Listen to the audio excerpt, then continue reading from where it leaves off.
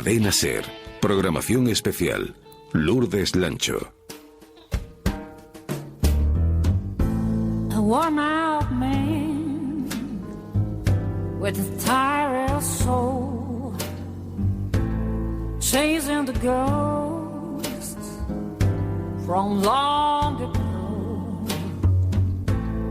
He keeps on saying it would turn out right. I wanted to love me tonight. Nos hemos levantado juntos, hemos desayunado juntos esta mañana, ahora estamos compartiendo la sobremesa. Probablemente Ramón Lobo sea la relación más estable que tengamos ahora mismo. Desde luego es de las más estables que he tenido en los últimos años.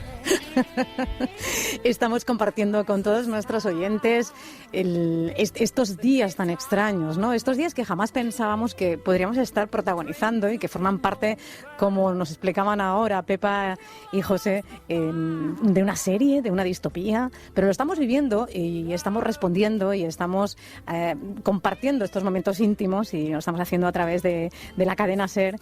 Estamos compartiendo momentos, contenidos, distracción. Ramón, sigues en tu casa, ¿no? Sí, yo aquí con los gatos. Sí, se escuchaban esta mañana, lo sabes. Sí, estaban aquí, ahora está Nana intentando subirse aquí a la mesa, puede haber cualquier accidente en un momento dado. Y bien, yo estoy totalmente concienciado. Lo único que me ha dado pena, porque hoy mi madre, como comentaba esta mañana, cumple 96 y no voy a poder ir porque no tengo miedo de contagiarla.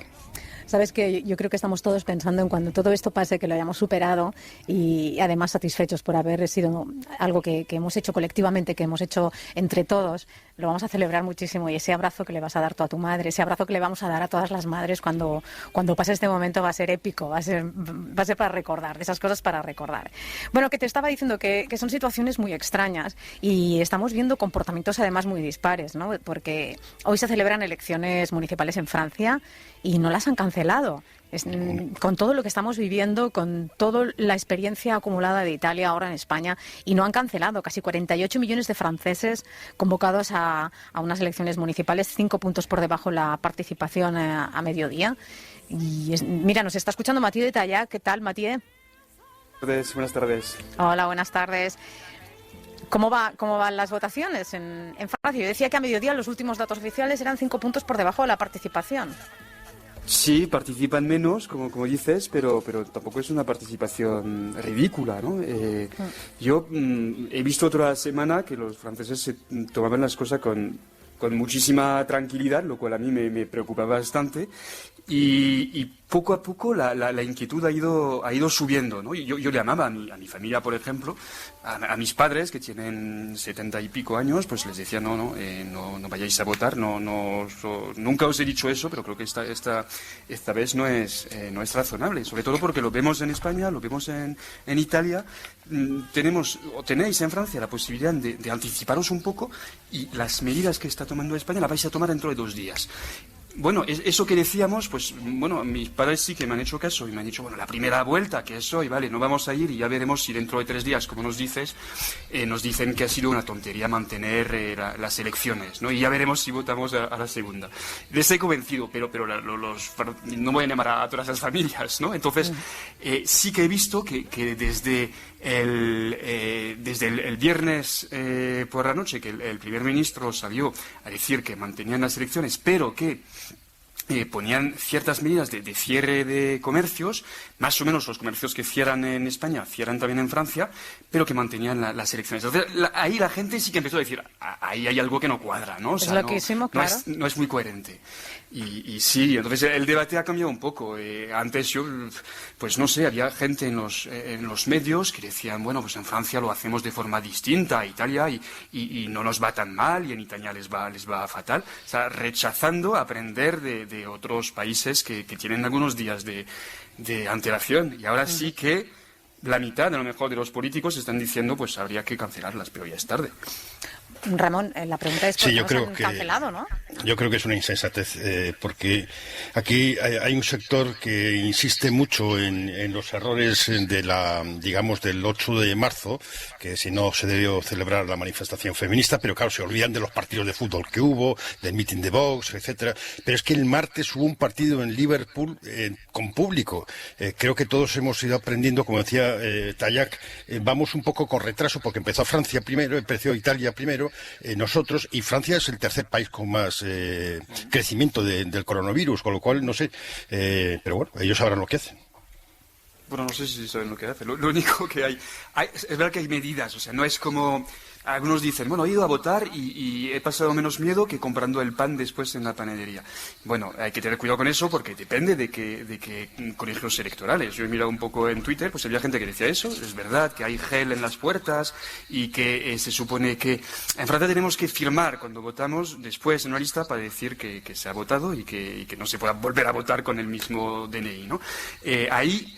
Hay un boli, o lo trae el ciudadano, o hay muchos bolis en los colegios electorales para que la gente no se pase el boli de una mano a otra, ¿no? Por ejemplo, hay algunas precauciones. Pero hay otros que dicen, no, yo he ido a votar y la gente iba muy cerca, no se respetaba la distancia de 1 metro, y ahí sí que me podía contagiar, ¿no? O sea que si se hace el cómputo global, pues al final hay colegios electorales en el que la gente ha corrido un riesgo que yo creo que es totalmente innecesario. Pues vamos a ver cómo transcurre la jornada electoral y veremos después pues los resultados de esas elecciones y si efectivamente pues ha sido una temeridad o no. Mathieu Tayac, corresponsal en Francia del diario Le Figaro, de Radio France, otros medios franceses y colaborador de La Vivir. Gracias.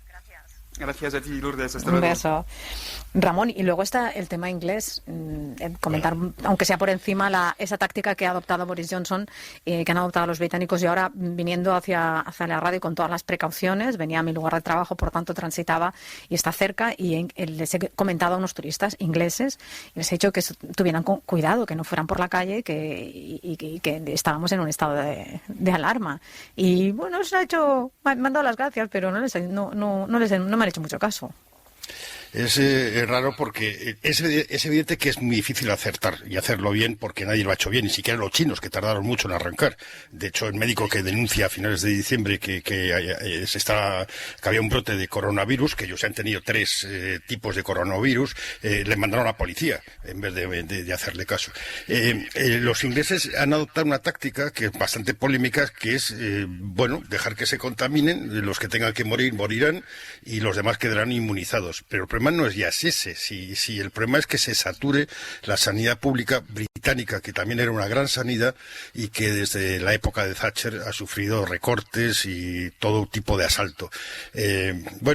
Como dijo Churchill, cada pueblo tiene el gobernante que se merece. Ellos han elegido a Boris Johnson, pues ya veremos cuáles son las consecuencias. Igual está acertando en el camino, pero hasta ahora los que están acertando, los que tenemos pruebas de que están acertando son los chinos y Corea, que lleva 4 días seguidos, Corea del Sur, con un descenso de los contagios. Vamos a esperar a ver si esa curva la conseguimos vencer entre todos, la estiramos entre todos.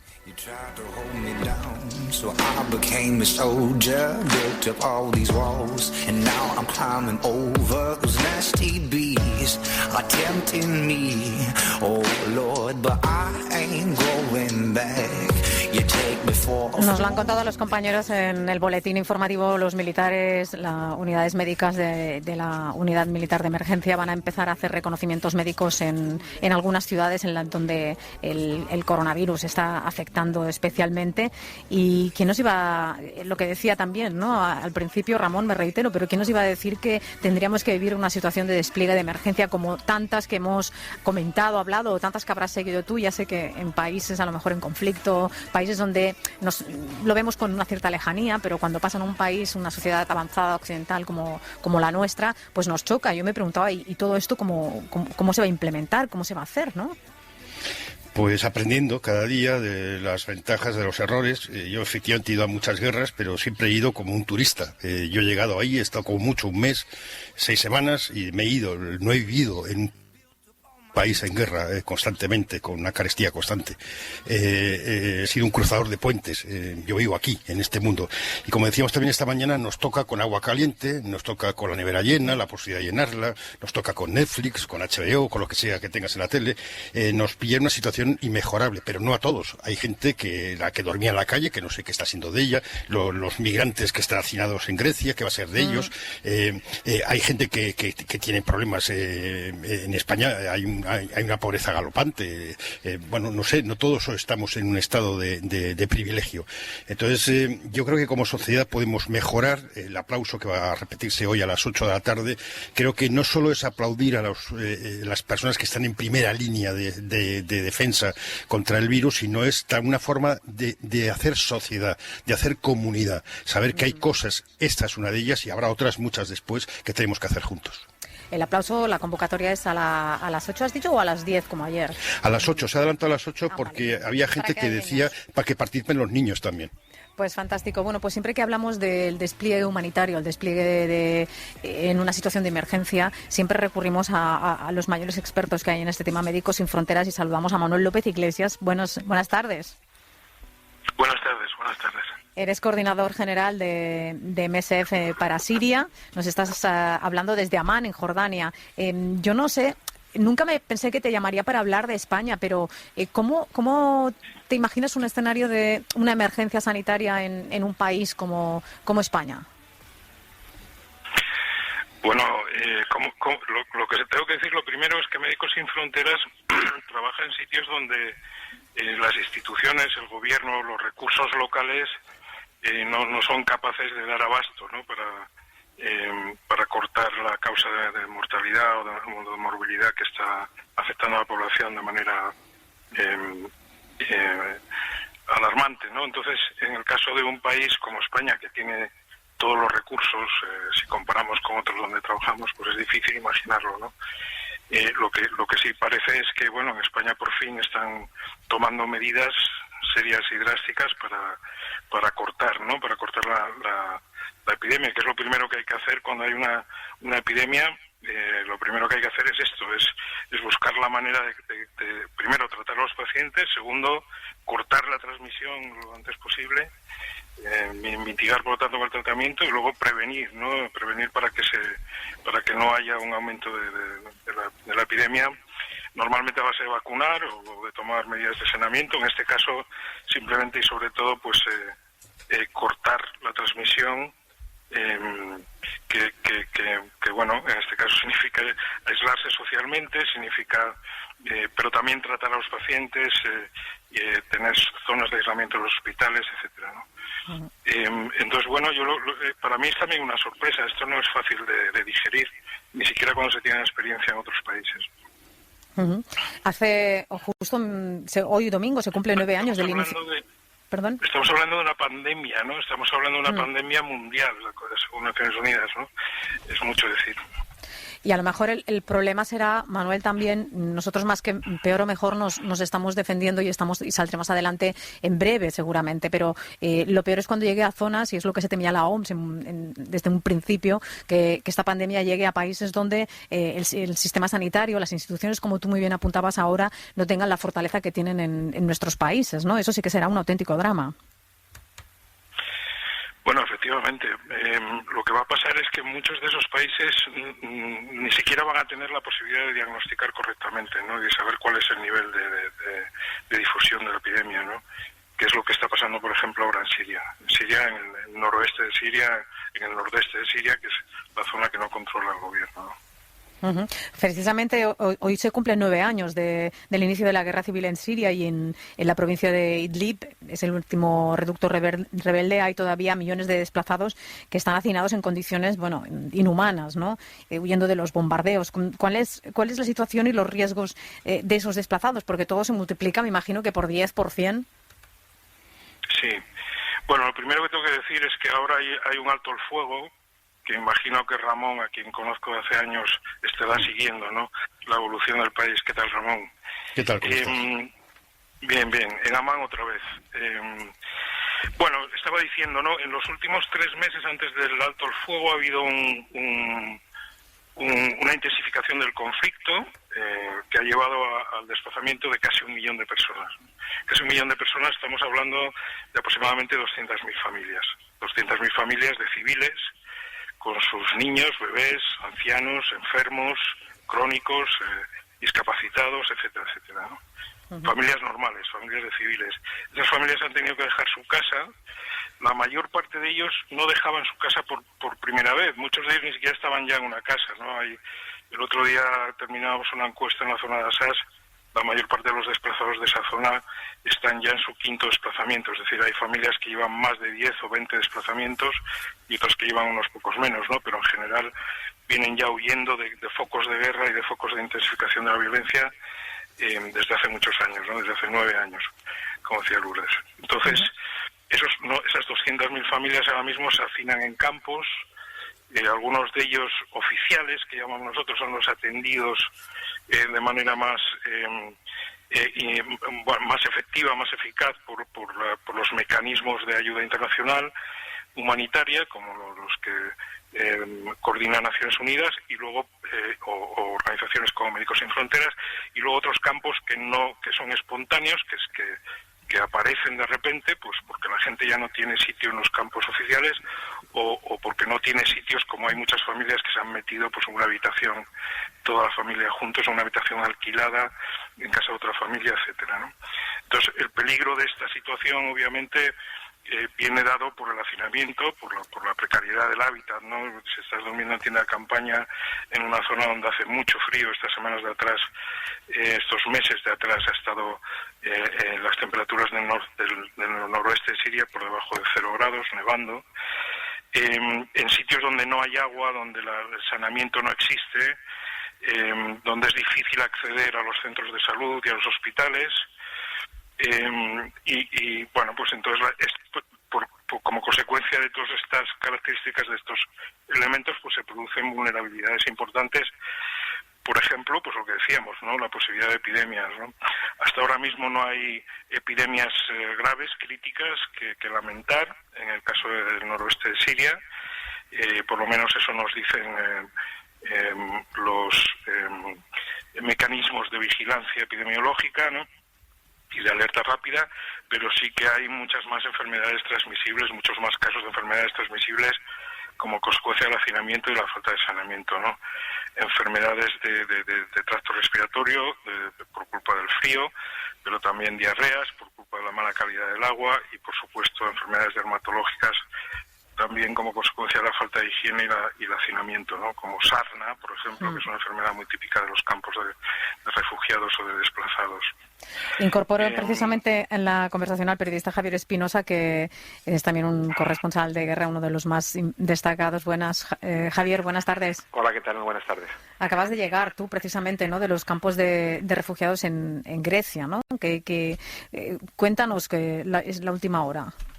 Bueno, pues, hombre, yo no había estado nunca en Moria, que es un campo de refugiados que hay en la isla de Lesbos, y comparándolo con otros campos de refugiados que he visto en muchos otros sitios, pues me pareció que tenía el nivel, como decía yo, de África o de los campos de los Rohingyas, ¿no? Es una situación bastante patética para estar en Europa, ¿no? En donde allí sí hay epidemias perpetuas de sarna, de meningitis, hay una cosa que se llama la gripe de Moria, porque las condiciones higiénicas son realmente muy, muy malas. Está rodeado de basura, hay un cuarto de baño para miles de personas, o sea, la capacidad es de 3.000 personas y tienen 20.000 ahora mismos. Uh-huh. Entonces, bueno, es un sitio que ya de por sí es bastante estremecedor, ¿no? O sea, muy, muy, muy terrible. Estamos hablando en territorio europeo, el mayor campo de refugiados. Grecia, no sé si todavía está muy afectada o no por el coronavirus, pero en el momento que eso llegue allí puede ser tremenda el drama humanitario. Bueno, en Lesbos, de hecho, ya ha habido un par de casos que se han detectado en esa isla, y es cierto que las ONGs que trabajaban en Moria están muy preocupados por esa situación, ¿no? Por la efectividad que pueda tener, o sea, por los estragos que pueda causar este virus en un campo como Moria, ¿no? Uh-huh. Ramón, no sé si quieres preguntar alguna cosa. Sí, es que estamos hablando de un campo de más de 40.000 personas. Supongo que no habrá ningún plan de evacuación ni sanitario en el caso de que el virus entre allí. No, no hay ningún plan de ningún tipo. O sea, básicamente lo que se está aplicando en Grecia es una política dictada, por cierto, por el resto de Europa, que es para los refugiados e incluso mantenerlos en unas condiciones inaceptables. Y me recordaba mucho al caso también de los rohingyas, ¿no? Yo vuelvo a repetir, los rohingyas están mantenidos en unas condiciones deplorables por el gobierno de Bangladesh, precisamente para intentar que no se establezcan, aunque ya llevan casi 3 años o 4 años viviendo en esas condiciones. Y en Moria, muchos de los refugiados me decían que ellos pensaban que las condiciones en las que estaban viviendo también se dictaban adrede por el gobierno griego, precisamente para que no se queden allí, aunque ya llevan también 5 años allí viviendo. Con lo cual, no existe más política que la de impedir que lleguen más y los que están ahí que malvivan. Pues yo os agradezco mucho que hayáis participado en esta programación especial que hacemos en la cadena SER, porque también nos queríamos acordar de las personas que están en otros lugares, esos refugiados antes de intentar cruzar hacia Europa, los que atiende y a los que ayuda Manuel López Iglesias desde un lado y a los que ha visitado y ha conocido desde otro Javier Espinosa. Muchísimas gracias a los dos por estar aquí. Muchas gracias. Cuidaros. Hasta luego. Ramón, y en Estados Unidos, cuando empiecen a tener más casos, esto va a ser el caos. De hecho, ya lo está siendo el caos en los aeropuertos. También nos lo contaban ahora en el boletín. Marta del Vado, buenas tardes. Hola, buenas tardes, Lourdes, Ramón. ¿Qué está pasando? Bueno, pues en los aeropuertos es que se ha empezado a aplicar esta directiva federal para someter a pruebas médicas a todos los pasajeros que lleguen desde Europa, desde Corea del Sur, China e Irán, que son los países que tienen ahora mismo estas restricciones impuestas por la Casa Blanca, cuyos vuelos solo pueden aterrizar en 13 aeropuertos en todo el país que están habilitados para ello. Son solo pasajeros estadounidenses, residentes y familias que vengan de estos países los que pueden entrar a Estados Unidos. Entonces, esta madrugada, esta noche, se han formado colas de hasta 7 horas de cientos de personas acumuladas haciendo cola, esperando a que les hicieran estos controles médicos primero y luego a pasar el control de pasaportes, por supuesto, sin guardar la distancia recomendada. Y esperando a que les tocara el turno. Estabais hablando de los mensajes contradictorios, ¿no? El gobierno federal, por un lado, restringe vuelos y luego acumula a cientos y cientos de personas en los aeropuertos para que hagan pruebas. El presidente recomienda que se mantenga la distancia personal y luego hace ruedas de prensa saludando con la mano uno por uno a sus invitados, a las personas que hace la rueda de prensa, mientras tiene también a decenas de periodistas ahí como sardinas en lata y pasándose el mismo micrófono a la hora de hacer preguntas. La recomendación federal es para que se quede en casa solo quienes tengan síntomas. Así que aquí en Washington, por ejemplo, los bares están llenos, los restaurantes están llenos, los parques, la gente sigue haciendo su vida habitual, casi como si nada, salvando el tema de los supermercados, que sí que la gente se ha casi que tirado a comprar todo lo que pueden, y vemos pues en varios supermercados, por ejemplo de aquí de Washington, que son los que yo he visto, estanterías absolutamente vacías. Tú, Marta, por lo que ves, en el momento que la crisis del coronavirus, la epidemia vaya a más, ¿cómo crees que va a pasar? Porque tengo la impresión que no se lo están tomando para nada en serio. Pues es que todavía no sabemos cómo está dispuesto el gobierno federal a responder, si va a decantarse por la vía italiana, española, de cerrar todo a cal y canto, de confinar a la población a su casa, o si se va a decantar por la de Boris Johnson, ¿no? De hacer que prevalezca que no caiga la economía. Y dar por perdida efectivamente, a pesar de que eso suponga que no se pueda frenar el contagio de ninguna de las maneras. Los gobiernos locales y estatales están tomando medidas. 39 de los 50 estados están en estado de emergencia, pero eso en realidad está sirviendo para activar millones de dólares para la respuesta, pero no está suponiendo pues eso, medidas de restricción de la población. Sí que se han cerrado museos, pero como digo, la gente en la calle está haciendo su vida normal. Hoy el gobernador de Nueva York le ha escrito una carta al presidente Donald Trump para pedir ayuda del ejército para combatir la epidemia, ¿no? Piden, por ejemplo, que se creen hospitales de campaña ante el posible colapso del sistema sanitario, un poco previendo pues, lo que pueda pasar. Pero esa previsión no la estamos viendo del Gobierno federal. Pues nada, quedaremos a la espera de lo que nos vayas contando, Marta Delvado. Tú cuídate, ¿eh? Sí, yo estoy aquí en confinamiento en casa. Así me gusta. Te seguimos escuchando. Gracias, un beso. Hasta luego. Bueno, Ramón, te iba a decir, postúlate para cenar también en la SER, con los oyentes de la SER, porque casi estás metido en casa todo el día. Sí, yo aquí tengo el micrófono, tengo el programa fantástico que permite una calidad de sonido aceptable. Sí. Y cuando queráis, aquí estoy. El otro día una médica decía en Estados Unidos que hay 100.000 camas de UCI y que en una outbreak, o sea, que en una crisis moderada necesitarían el doble. O sea, que haya ellos también. Pues ya veremos, a ver cómo se va gestionando este tema y que pase pronto, ¿no? Podríamos decir. Gracias, Ramón, un beso.